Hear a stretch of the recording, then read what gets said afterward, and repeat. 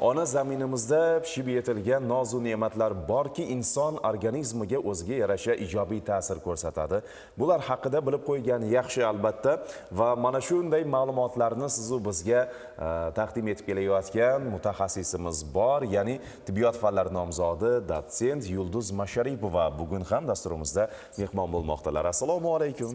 Assalomu alaykum. Xush kelibsiz. Rahmat kattakon. Tong xayrli bo'lsin deymiz. Rahmat sizlarga ham Yaxshi xayrli bo'lsin. kayfiyat, sihat salomatlik sizga ham hamisha hamroh bo'lsin deymiz. Allohim Demak, aytganingiz bugun chiya urug'lari va ularning foydalari haqida siz bilan suhbatlashamiz. Mana stulimiz ustida turibdi, teletomoshabinlarimizga ham ko'rsatishimiz mumkin. Bu chiya urug'i. Ha, chiya urug'i deb aytiladi.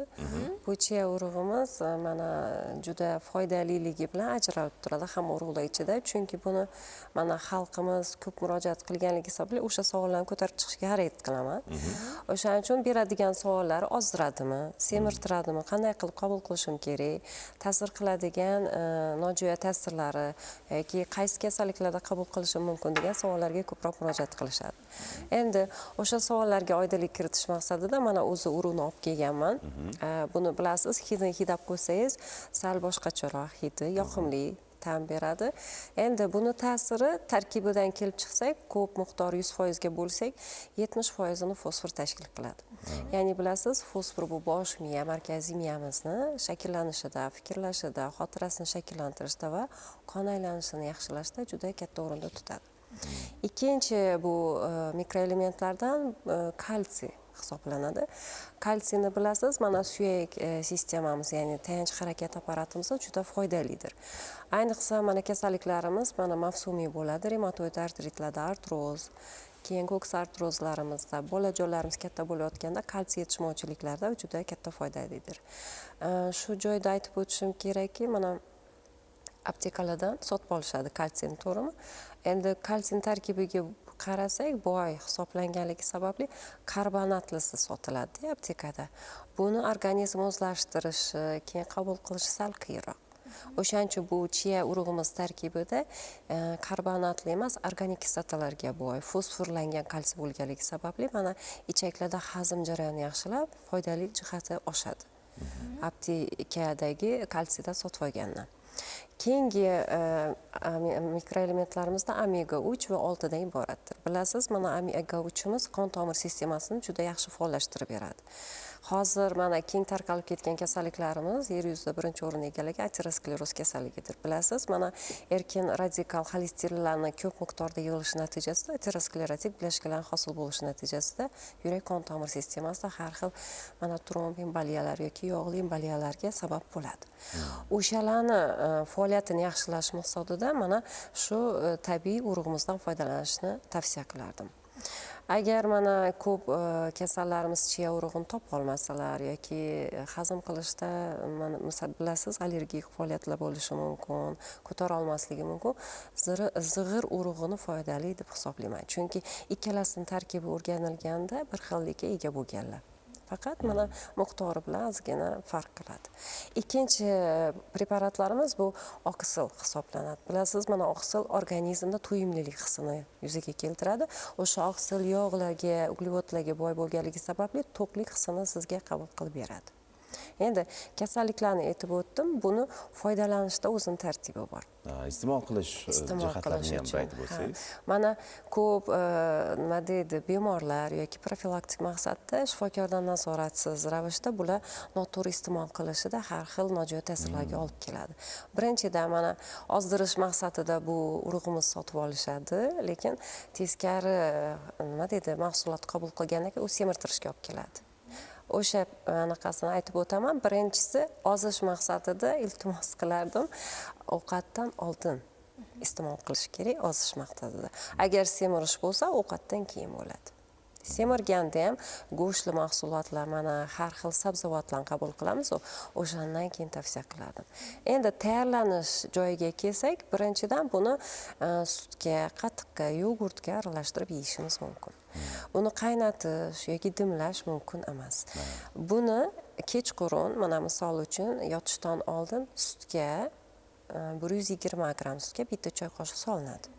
Keyin buni ta'sirini oshirish uchun 1 gram dolchin va bitta choy qoshiq asal solish kerak. ta'sir doimiyligini oshirish va ta'mni nima deydi, xushtamligini oshirib beradi. O'sha maqsadda. Keyin aralashtirib 12 soat xolodilnikda qo'yib qo'yadi. Ertalabgacha bu bo'kib o'z faoliyatini sut bilan aralashtirib, ta'sirlik doimiyligini oshirib beradi. Juda ajoyib. Va ertalab mana nonushtadan oldin iste'mol qilasiz. Iste'mol qilganingizdan keyin mana bilasiz, ko'plar borib shug'ullanishi boshlanadi. O'shandan keyin sport turi bilan yoki oddiy fizikultura bilan shug'ullanishlari mumkin. To'yimlilik darajasi nima deydi, soat 2 gacha o'zini ta'sirini ko'rsatib beradi. O'sha joylari bor. Shu mahsulot aynan qayerda yetishtiriladi, shu haqida ham batafsil ma'lumotlarni bersangiz. Rahmat savolingiz uchun. Bu asli vatani Meksika hisoblanadi. Meksikadan asta-sekinlik bilan Yevropaga tarqalib, Amerika Qo'shma Shtatlari va keyinchalik bizga kelgan. Lekin buni mana Osiyoda Ibn Sino bobolarimiz zig'ir bilan birgalikda tenglashtirilgan. Kaloriyasi jihatidan juda kuchli urug'lardan biri hisoblanadi. Demak, bu chetdan kirib keladi. Ha, chetdan kirib kelgan. Va buni o'sha bozor rastalarida topish mumkin. Chiya urug'i deb so'rasangiz, albatta topsa bo'ladi. Endi shu chiya urug'i deganingizda birinchi xayolimizga o'zimizda pishib yetiladigan olcha mevasi, chiya deymiz-ku. Ana shu mevani urug'i keldi xayolimizga, lekin bu emas. Yo'q, bu emas. Mana to'g'ri savol berdingiz. Chunki menga murojaat qilayotganda har doim o'sha savolni berishadi. Yo'q, u narsa olcha deb aytiladi, bu chiya urug'i deb aytiladi. Farqi bor. Farqi bor albatta. Juda yaxshi. Endi kimlar iste'mol qilishi mumkin emas? Shu joyni ham bir alohida ta'kidlab, tushuntirib o'tsangiz, baribir bu ham foydadan xoli emas-da. To'g'ri. Mana buni hozir iste'mol qilish tartibini o'rgatib o'tdim. Endi organizmga tushgandan keyin bu urug'imiz bo'kish, ya'ni gidratatsiya, o'ziga ko'p suyuqlikni talab qiladi. O'sha iste'mol qilganingizdan keyin ko'proq suvni iste'mol qilish kerak, chunki bu o'ziga suvni shimishni juda yaxshi ko'radi. Keyin mana shimi bo'lgandan keyin oshqozondan ichakka o'tadi, to'g'rimi? Ichakda to'liqlik hissini bergandan keyin ichaklarimiz peristaltikasi oshib ketadi. O'sha sababli mana qabziyat kasalliklarini oldini oladi, lekin diareya kasalligida iste'mol qilish mumkin emas, chunki ichaklar faoliyatini tezlashtirib beradi. Keyin 2 yoshgacha bo'lgan bolajonlarimizga iste'mol qilish mumkin emas, chunki bularda ichak faoliyati hali mukammallashmagan.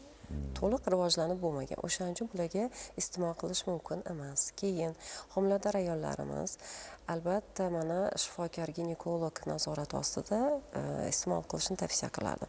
Bilasiz, o'ziga yarasha trimestrlari bor. O'shandan farqli ravishda rivojlanish, bolajonning rivojlanish vaqtida bu xalaqit berishi mumkin. O'shaning uchun boshqa kasalliklarda bemalol iste'mol qilishimiz mumkin. Lekin mana sutga bo'ktirib dedim, qatiqqa bo'ktirib dedim. Ularda laktozaga nisbatan ichak faoliyati sal nozikroq joylashadi.